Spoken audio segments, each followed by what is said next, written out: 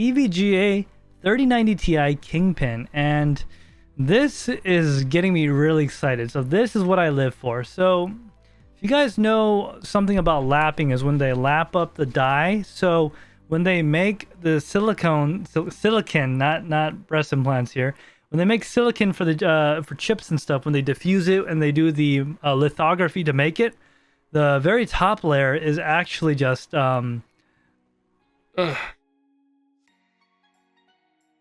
excuse me. Oh, the very top layer is actually just silicon as like a diffusion protective layer. So when you lap it, you actually remove those microns, you remove that, and you get it that much closer to the actual circuitry underneath. And what that does is it improves heat transfer and heat flow. You might be asking, well, TekShinji, why would I want to do that to my GPU? It's kind of scary. Well, when you lap a die, since you get that much closer, that little tiny bit of difference makes a really big difference in thermal conductivity. And when you can remove more heat out of a die, you get better temperatures, which gets you more stable overclocks, which means you can input more power, generate more heat, and the cycle continues. So allegedly, the 3090 Ti Kingpin will come lapped. I don't know how true this is, because that's kind of unusual. That would make it really expensive. So it's a full GA102 die, and it looks pretty nice. So I'm going to show you some pictures and stuff here in a moment, but let me just go over some specs. So it's going to be a behemoth of a card. It's going to have a 28-phase VRM. 28-phase VRM PCB design. And if you don't know what a VRM or why so many phases is necessary, so let me just explain it like this. So AC current kind of goes like this, right? Kind of it goes below and under positive, kind of like that. DC is on and off in kind of a square pattern. The more VRMs you have, the more even you make that and less of a ripple, and it's more consistent. When it's more consistent, you get more stable voltages. And when you get more stable voltages, you can actually increase the stability of your overclock. So the more VRMs, the more phases you have, typically the better overclocking capability you have, and also helps with more power. Because when you try to push more power into less phases, the electricity gets less stable in the sense of its pattern. So that's what it kind of does in a very simplified sense. So this new Kingpin 3090 Ti Kingpin from EVGA will give it a much more stable design and give it the ability to pull way more power. And so the other thing I wanted to get into here, before I get into the rest of it, let me just read chat real quick. Let's see. Jay-Z says, yeah, Kingpin finally going to be a power-hungry card. F9. Magic Lucky says, I remember lapping CPUs way back in the day. Yeah, I've actually only done it once, and it was so scary. I actually did not even lap the die. I lapped the top of the integrated heat spreader to get it to the copper, take off that silver coating. That in itself was kind of scary.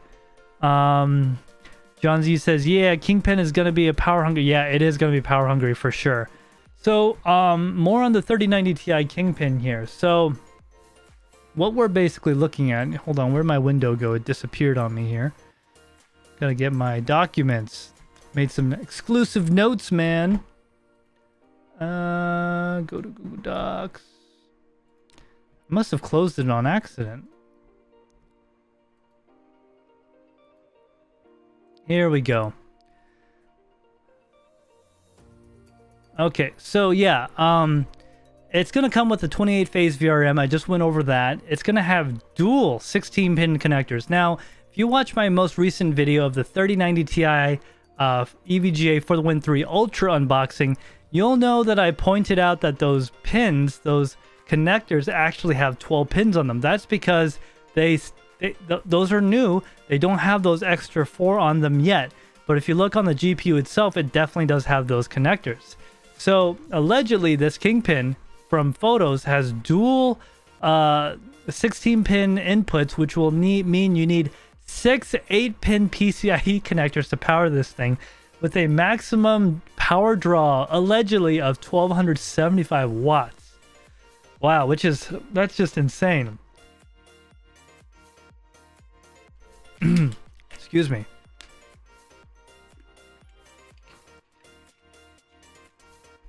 So the VRMs is going to have a full copper heatsink on them, which is pretty sweet. You can actually see that in some of the pictures. We're going to go over that in a moment. So these Kingpin chips are technically binned to be of the highest quality, of the best of their lot, which will get you those higher overclocks with less power. So if you guys are wondering, if you look on the leaderboard, I actually got on to place like 20 or 25th or something. It's gone down to 49th since then. And I'm going to go into that a little bit more, but basically, I had dual 3090 Ti, 3090 Kingpins, which helped me get there. Was able to get that little extra edge to get those extra points to get to that position. Let me just check on chat real quick, because I know I've been talking a lot. Let's see. So, Magic Lucky says, funny thing about the power demands of those 3090 Ti's, BBT broke his power meter in testing his 3090 Ti Black the other day in a live stream. I actually didn't know that. That's crazy. I know those things can draw a lot of power, so... let's see here. Oh, how you doing, Crypto Noob? Welcome to the channel, if I haven't seen you before.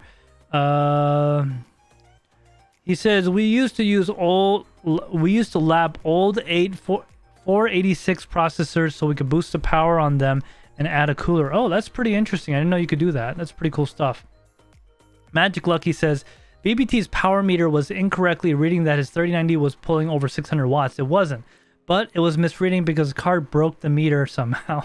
Yeah, it probably wasn't, maybe it wasn't designed to handle that. If you could just tell me in chat which one it was, that'd be kind of interesting, because I have the, I have the Elmore Labs one, so I haven't gone to testing that yet.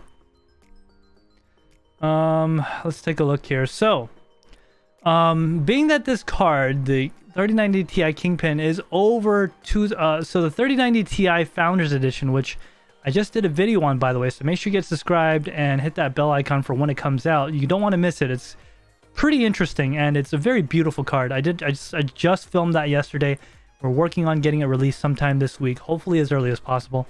That card is freaking $2,000, okay? And, you know, with taxes and everything, you're probably looking at around $2,100 out the door. I can't even imagine how much the 3090 Ti Kingpin is going to cost, being that it allegedly has a lap die, has, you know, 28 phase VRM and all these other features, and a nice, beautiful gold PCB. It's probably going to be expensive. Being that the 3090 Ti is at, I mean, they launched this almost a year and a half after they launched the 3000 series way back when in 2020 September. So, I mean, I don't know what they're trying to pull. I mean, I'm sorry, not 2020 September. I don't know what they're trying to pull. It's like, it's almost too late. It's almost like they had really good chips that they saved and they wanted to make another launch to try to breathe new life into the product line. Because everyone knows that releasing a new product gets you more sales versus just trying to sell more of the old one. It's going to be interesting because the 4000 series is allegedly launching this year in September. Allegedly. But we'll probably be able to get them next year at the current rate. But, I mean, who knows? Maybe a 4080 would beat a 3090 Ti Kingpin. If that is the case, well, I mean, I don't want to buy something for it to be valid for 6 months and spend nearly $5,000 on cards. I can't imagine how much it'll be. Being that the 3090 Ti is already have a high MSRP, and based on the pricing of the EVGA one, I'm thinking it's coming around $2,400, $2,500, maybe even $2,600 a piece.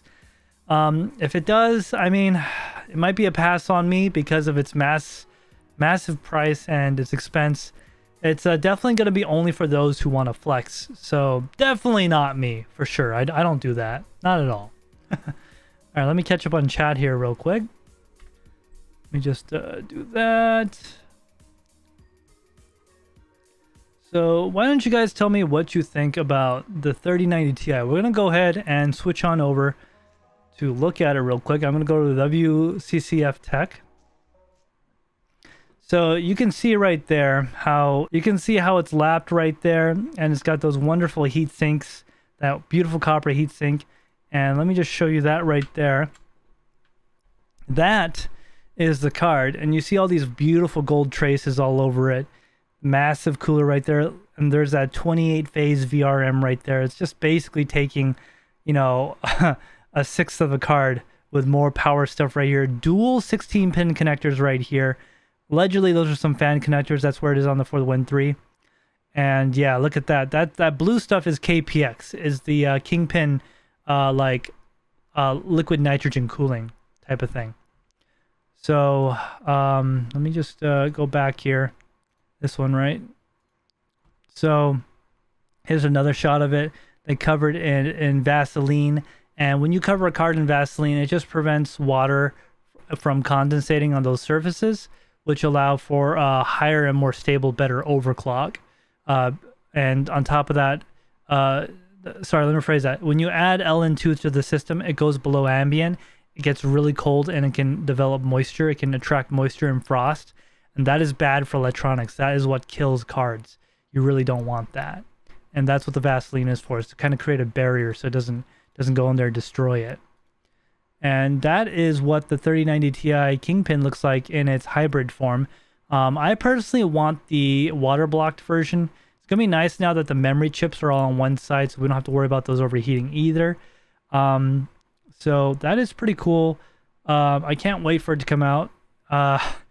I don't know though. It's gonna depend a lot on the pricing of the card. I mean, if it is actually gonna be like $2,600, and we're so close to the launch of the 4000 series, well, close meaning maybe we'll be able to get it next year.